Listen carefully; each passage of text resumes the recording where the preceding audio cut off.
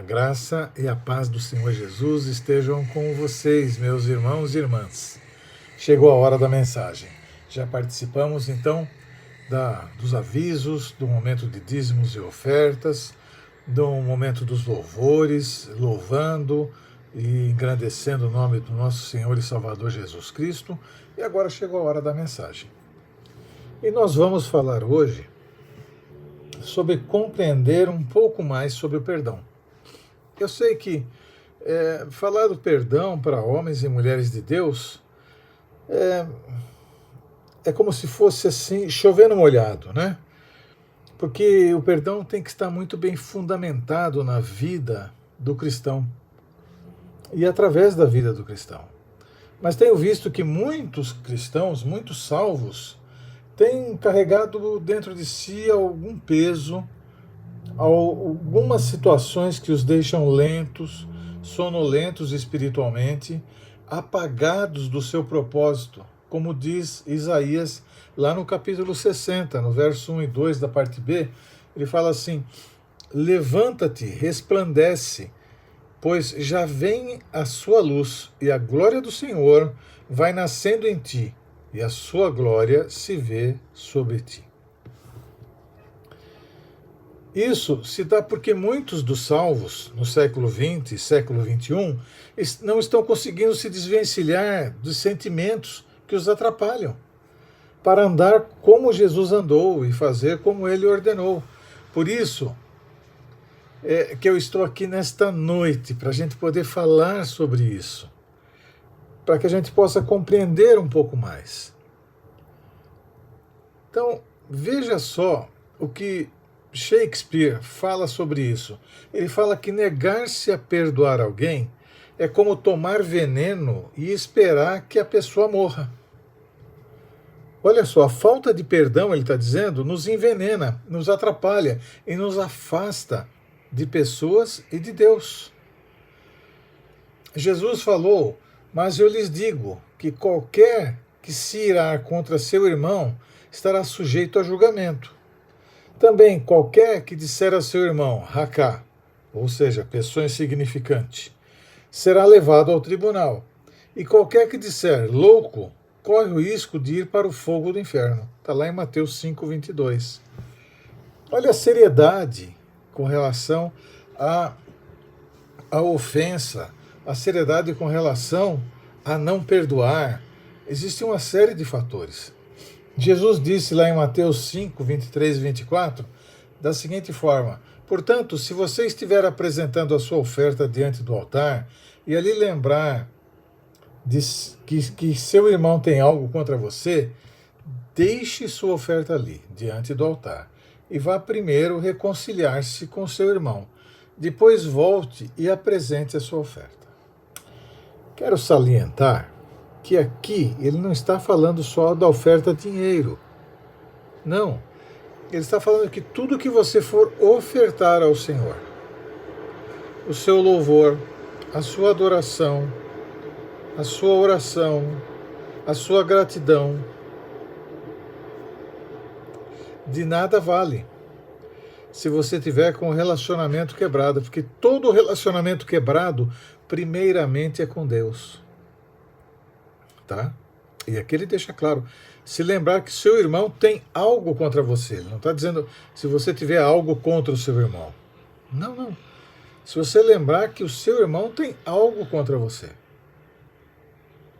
Olha como é um pouco mais complexo do que parece. A maravilhosa bênção da reconciliação entre nós e Deus exige também que pratiquemos para com as pessoas em geral.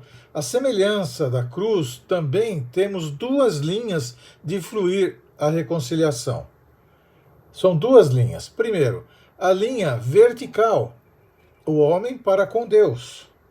E a linha horizontal, o homem para com o homem.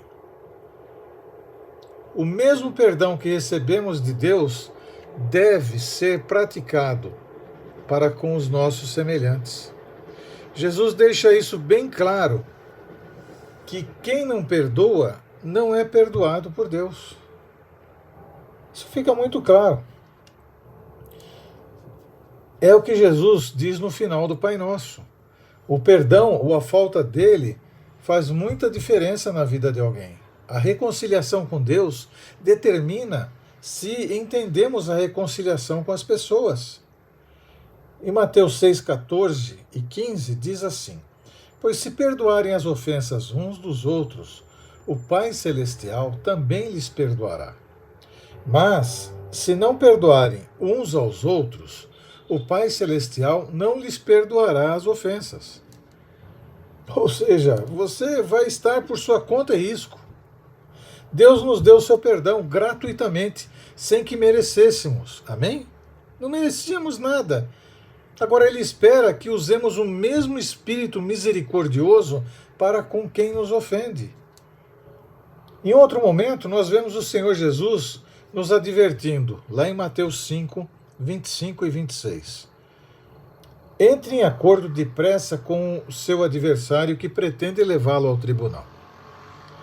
Faça isso enquanto ainda estiver com ele no caminho, pois caso contrário, ele poderá entregá-lo ao juiz, e o juiz ao guarda, e você poderá ser jogado na prisão. Eu lhe garanto que você não sairá de lá enquanto não pagar o último centavo. Então ele nos orienta, ele nos adverte, ele nos dá uma direção. Entre em acordo depressa com seu adversário enquanto você tiver acesso a ele, porque depois a coisa vai engrossar. Ele deixa bem claro, a falta de perdão me prende. Isso é um fato comprovado. Tenho presenciado pessoas que esteve presa por tantos e tantos anos e ao decidir perdoar, foi imediatamente liberta. Pessoas que disseram assim: pastor, se eu soubesse, eu tinha feito isso muito antes. Isso também pode acontecer com você. Basta decidir perdoar.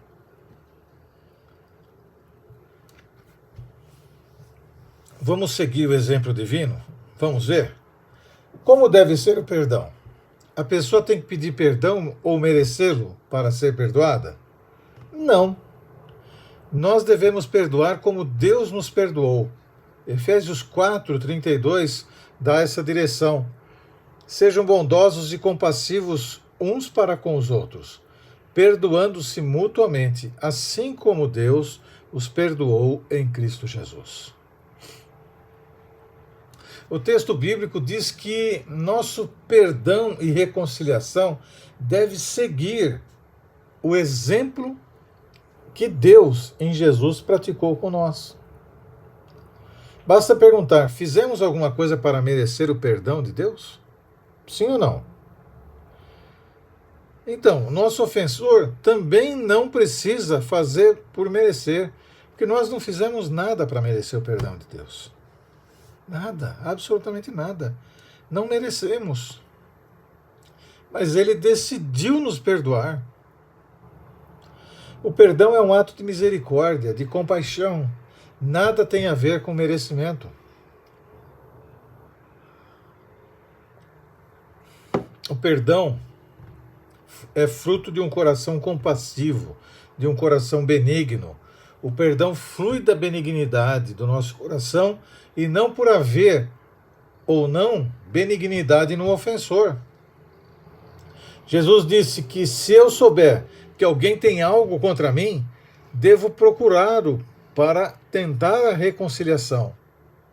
Mesmo se tal pessoa não me procurar ou nem mesmo quiser falar comigo, tenho que ter a iniciativa, tenho que ter esse desejo, tenho que tentar. Deus ofereceu perdão a todos, eu e você, independente de qualquer comportamento. E Ele é o nosso exemplo. O perdão, ele não tem limites. O perdão não tem limites. Certa ocasião, o apóstolo Pedro quis saber qual era o limite de vezes que ele podia perdoar alguém. E foi surpreendido pela resposta de Cristo. Veja só, está em Mateus 18, nos versos 21 e 22, e diz assim: Então Pedro aproximou-se de Jesus e perguntou: Senhor, quantas vezes deverei perdoar o meu irmão quando ele pecar contra mim? Até 7 vezes? Jesus respondeu: Eu lhe digo, não até 7, mas até 70 vezes 7. O Senhor declarou que mesmo se alguém repetir sua ofensa contra mim por 490 vezes, ainda deve ser perdoado. Fico pensando o que seria de nós sem a misericórdia de Deus. Quantas vezes Deus já nos perdoou? Quantas vezes Deus já me perdoou? Quantas mais ele vai nos perdoar? Quantas vezes mais Ele vai me perdoar? Se devemos perdoar como também Deus em Cristo nos perdoou, então fica claro que não há limite para perdoar a pessoa. Fica muito claro isso. E é uma coisa que nós temos que ter com muita convicção, com muita certeza, porque a falta de perdão dá vantagem ao diabo. Ele se aproveita do coração não perdoador, da pessoa que guarda rancor, que vai formando aquela raiz de amargura. Ele vai, na verdade, tomando vantagem. Ele tira vantagem disso. A falta de perdão dá vantagem ao diabo. Veja só o apóstolo Paulo ensinando os Coríntios, 2 Coríntios 2, no verso 10 e 11. Se vocês perdoarem alguém, eu também perdoo. E aquilo que perdoei, se é que havia alguma coisa para perdoar, perdoei na presença de Cristo, por amor de vocês, a fim de que Satanás não tivesse vantagem sobre nós, pois não ignoramos as suas intenções. Veja só, o apóstolo Paulo revela que se deixarmos de perdoar, quem vai aproveitar da situação é o inimigo. Ele está dizendo que justamente por saber como o diabo age na falta de perdão, é que não podia deixar de perdoar. Exatamente por isso ele não poderia. Então, se de repente você não entende que deve perdoar, perdoa porque a Bíblia está dizendo que o inimigo vai tirar vantagem disso, de você e da pessoa que você insiste em não perdoar, ou da pessoa que você insiste em não pedir perdão para ela.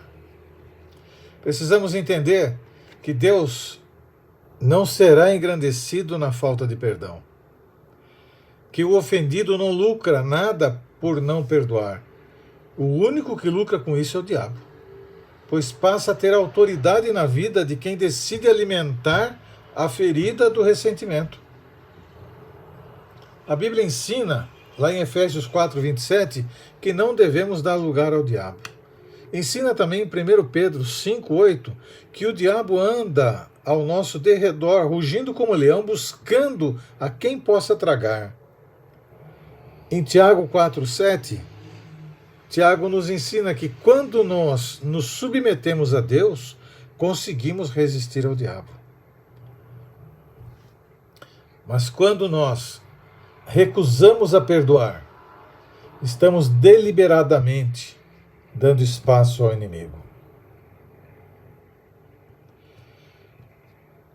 Eu quero deixar alguns conselhos práticos. 2. Para aqueles que reconhecem que não há saída a não ser perdoar, mas que, por outro lado, também reconhecem que não é fácil fazer isso, perdoar, quero oferecer 2 conselhos práticos. Primeiro, o perdão não é um sentimento, é uma decisão e também uma atitude de fé. Já dissemos que o perdão não é por merecimento. Logo, não tenho motivação alguma em minhas emoções em perdoar. Não me alegro por ter sido lesado, mas libero aquele que me lesou por uma decisão racional. Portanto, o perdão não flui espontaneamente. Deve ser gerado no coração por levar em consideração aquilo que Deus fez por mim, aquilo que Deus fez por você. É preciso sempre lembrar que as consequências da falta de perdão para dar mais munição e razão do que a emoção. É para dar mais munição à razão do que para a emoção. Segundo, conselho prático. É preciso fé para perdoar. Aquele perdão de boca, isso não tem nada de espiritual nisso. É preciso fé para perdoar. Certa ocasião, quando Jesus ensinava seus discípulos a perdoarem, foi interrompido por um pedido peculiar. Tomem cuidado, se o seu irmão pecar, repreenda-o. E se ele se arrepender, perdoe-lhe. Se pecar contra você 7 vezes no dia e 7 vezes voltar a você e disser, estou arrependido, perdoe-lhe. Os apóstolos fizeram o seguinte pedido: Senhor, aumenta a nossa fé. Aumenta a nossa fé. O que deixa claro que precisa de fé para poder realmente perdoar como Deus nos perdoou. Naquele instante, os discípulos eles reconheceram que para praticar aquele nível de perdão precisava de muita fé. E eles então recorrem a quem? A Jesus. Aumenta a nossa fé. Aumenta a minha fé, Jesus. Peça para Jesus. Jesus parece ter concordado, pois no versículos seguintes lhes ensinou a fé como sendo uma semente. Quanto mais se exercita, quanto mais planta, mais ela cresce, mais se colhe. É necessário crer que Deus é justo e que não nos pede mais do que aquilo que nós podemos dar. Se Deus nos pediu para que perdoássemos, Ele vai nos socorrer dispensando sua graça no momento em que tivermos uma atitude de perdão. Creia nisso. Creia nisso. Deus nos deu o ministério da reconciliação.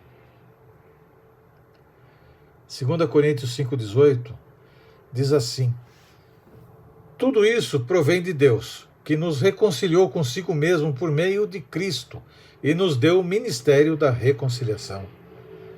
Não só devemos perdoar quem nos ofende, mas também devemos nos tornar mensageiros do perdão. Em Mateus 5:9 diz: bem-aventurados os pacificadores, pois serão chamados filhos de Deus. Diante de nós surgirão situações em que podemos interferir, mesmo que não seja você quem esteja carregando a mágoa, você pode ser um pacificador. Alguém que se coloca entre duas partes para ajudar na reconciliação.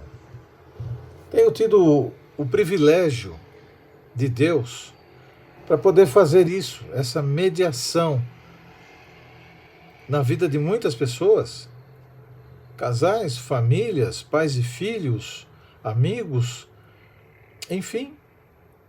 Por quê? Porque se você não tem esse problema, você pode ser a ferramenta de Deus para poder apaziguar situações à sua volta. Por que não? Deus deseja nos usar para semear o perdão e a restauração dos relacionamentos quebrados. Saiba disso. Portanto, seja perdoando ou promovendo o perdão, torne-se um pacificador, um promotor do perdão, um ministro da reconciliação. Meus irmãos, nós vamos agora à ceia do Senhor. Eu vou aqui pegar os meus elementos.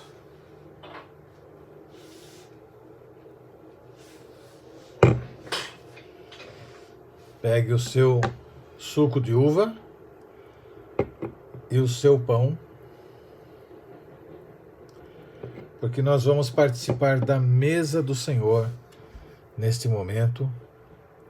E você pode abrir a sua Bíblia lá em 1 Coríntios 11, de 23 a 28.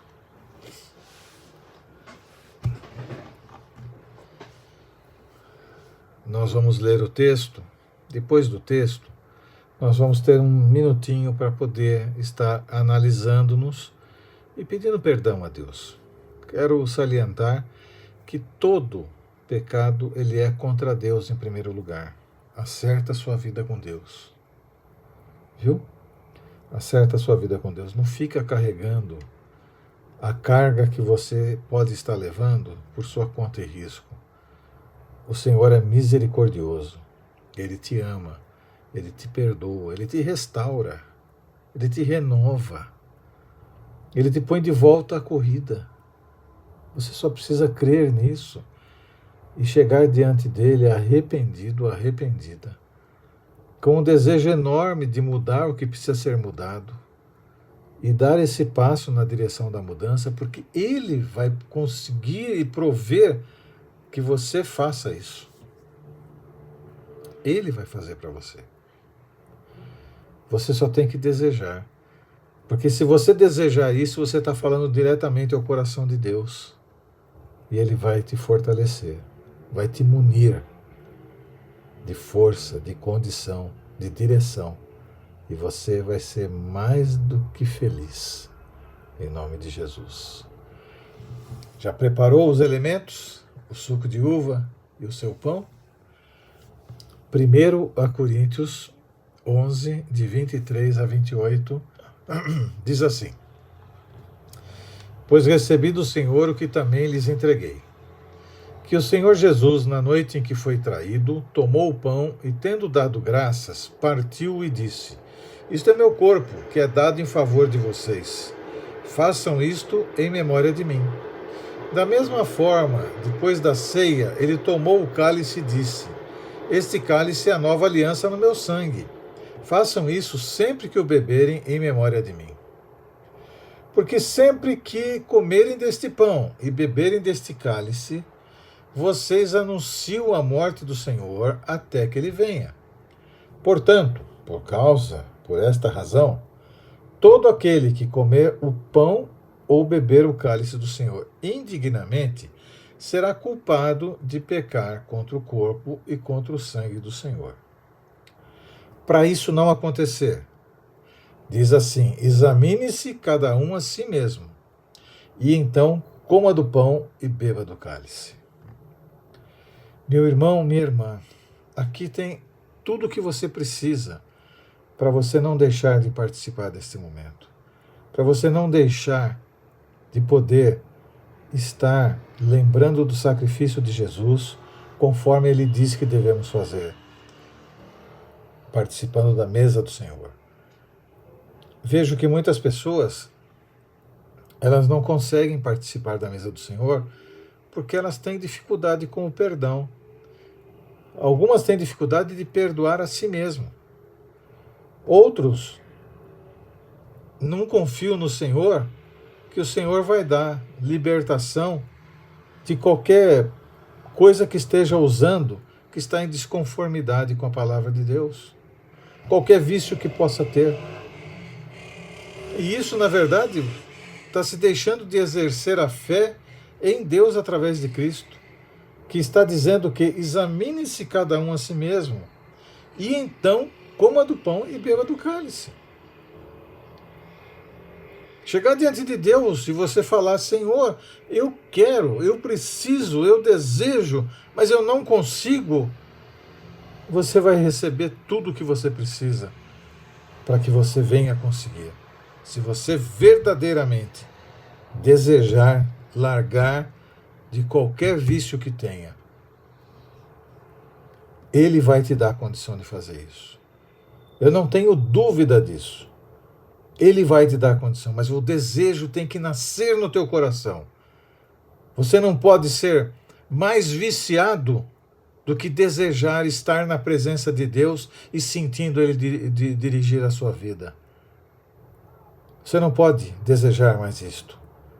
Agora, se você desejar libertação, saiba que o Senhor vai prover para você. Eu não estou dizendo que vai ser fácil. Por isso você tem que desejar. Por isso você tem que se dedicar. Por isso você tem que estar caminhando na direção disso. Mas, pastor, e se eu cair? Confia na misericórdia do Senhor. Ele te renova, Ele te restaura. Nós acabamos de falar sobre isso. 7 vezes 70 vezes. Ele te renova, Ele te restaura. Ou seja, infinitamente. Mas o desejo tem que estar no teu coração. Você tem que desejar isso ardentemente. Você tem que querer do fundo do seu coração ser liberto. Ser liberta. E Ele vai te dar condições para isso. Confia no Senhor. Pega aí o seu pão, que representa o corpo de Cristo. E o suco de uva, que representa então o sangue de Jesus. E o texto diz assim: pois eu recebi do Senhor o que também lhes entreguei, que o Senhor Jesus, na noite em que foi traído, tomou o pão e, tendo dado graças, partiu e disse: isto é o meu corpo, que é dado em favor de vocês. Façam isto em memória de mim. Comamos do pão em memória do nosso Senhor e Salvador Jesus Cristo.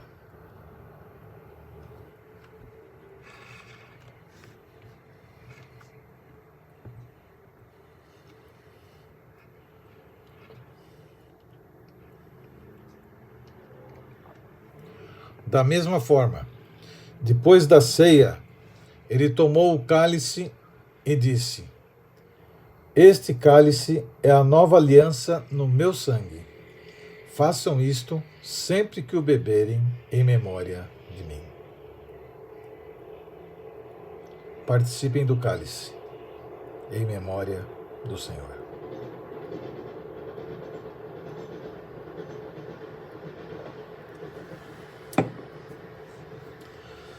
Senhor, estamos todos aqui reunidos, agradecidos porque o Senhor tem cuidado de nós.